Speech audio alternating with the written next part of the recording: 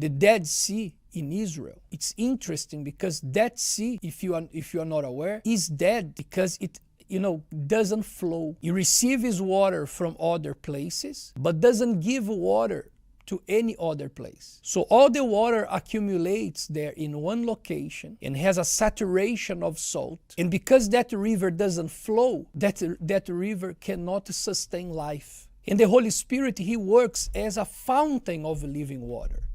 So imagine, why would God put a fountain of living water in me or turn me into a fountain of living water that no one can drink from? Think about it. Why am I going to become a fountain of living water if no one will be drinking from me? There is no purpose. So the reason why the Holy Spirit come first is to give me power to save my soul, to overcome myself, to overcome this world, to overcome the devil. But also, while I am here in this world, is for the salvation of others. That's why you who really want to serve God until the end, even if you are seeking the Holy Spirit, you shouldn't wait to receive the Holy Spirit to become a giving person. If there is something that you have to fight and overcome, is a selfish mind, because selfishness doesn't belong to the Holy Spirit. You see, nowadays churches is all about going to church and worship and praise. It's like the person turn the key and they go into church mode and they go to the church and they worship, they praise. They are part of a group in the church. In the church, they have activities. Within the church, they clean. They are part of a group. They have responsibilities in the church. They have titles in the church. But when it's time to go from the church, they switch the key and they turn on the other mode and they are somebody else. It's like they don't think about the souls anymore. They don't see the way that God sees. And the mind of Christ that we are fasting to have, the mind of Jesus, when the Holy Spirit comes, is a mind that is totally given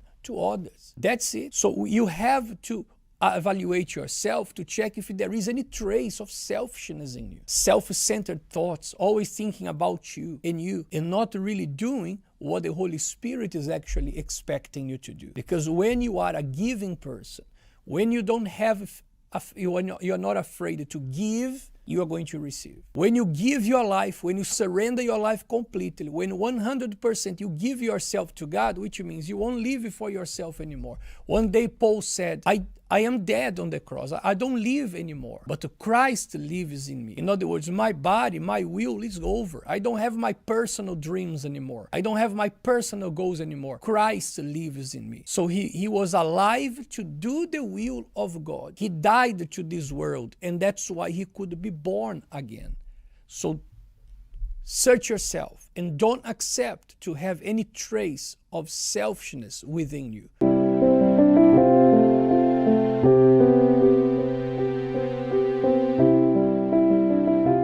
This is The Upper Room at Dawn.